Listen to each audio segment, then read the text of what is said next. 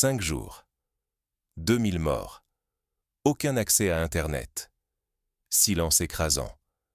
La présidente Samia Suluhu Hassan vient d'être réélue en Tanzanie, dans un climat de violence extrême. Tandis que le pouvoir célèbre, la rue est noyée dans le sang. Même le Vatican, habituellement discret, exige la fin des violences. Mais chaque minute de silence enterre encore des vies. Les chiffres officiels masquent le chaos. Que dissimule ce brouillard imposé au pays? Pour saisir l'ampleur de la crise, il faut écouter les rares témoignages filtrés hors du pays. Là, la vérité trace son chemin, malgré la peur. Derrière les festivités, la situation vire au cauchemar. En 5 jours, au moins 500 morts sont recensés, mais des témoins parlent de plus de 2000 victimes, 400 morts quotidiens. La répression d'État étouffe toute opposition. Fermer les yeux, c'est normaliser la violence et légitimer la manipulation politique. Dès les premiers jours, la contestation est brutalement réprimée. Les scènes sont étouffées par la peur et la censure. Quand Internet s'éteint, c'est la voix d'un peuple entier qui se tait. La coupure plonge la population dans l'isolement. Impossible de communiquer, d'alerter ou de témoigner. Journalistes et citoyens sont bâillonnés, le silence s'installe. Le pouvoir transforme la connexion en arme. Partager une image devient risqué. Police et forces de sécurité tractent les preuves. Certains refusent d'obéir et sont arrêtés.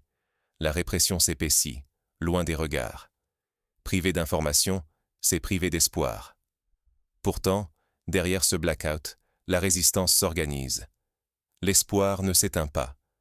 Les autorités minimisent les morts, refusent d'annoncer le vrai bilan. Derrière le silence, chaque victime devient rumeur. Les familles cherchent leurs proches, la peur s'installe. Des observateurs africains sont exhibés, symbole de transparence. Pourtant, la population reste coupée du monde, sans Internet ni voix. Policiers effacent les preuves, commerçants sont menacés. L'intimidation étouffe toute trace. Si ce mensonge l'emporte, la justice s'efface. Mais dans l'ombre, certains refusent de se taire. Leur lutte pour la vérité commence, à leurs risques et périls. L'accès à l'information reste la première défense contre la tyrannie. Le courage des témoins, journalistes et citoyens a percé le silence. Quand chacun devient sentinelle, l'injustice recule. Mais la coupure numérique a montré qu'un régime peut, en un instant, plonger une nation entière dans l'ombre. Priver un pays d'Internet, c'est museler des millions de voix. C'est pourquoi la vigilance et la solidarité internationale sont vitales. Plus nous restons unis, plus il sera difficile pour ceux qui manipulent ou censurent la vérité de l'emporter. Fermer les yeux sur ce précédent, c'est accepter que cela recommence ailleurs, à plus grande échelle. Le silence ouvre la voie à de nouveaux abus. Mais comment briser ce cycle de répression et de silence? Qui paie vraiment le prix de cette censure massive? Dans une Tanzanie coupée du monde, chaque voix compte. Le silence tue 2 fois. Il efface les victimes et enterre la vérité. Votre attention est une arme.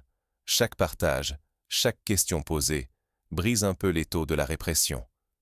Ne laissez pas la lumière s'éteindre. Relayez, témoignez, c'est déjà résister. Exigez des réponses, refusez l'oubli. Ensemble, faisons reculer l'ombre.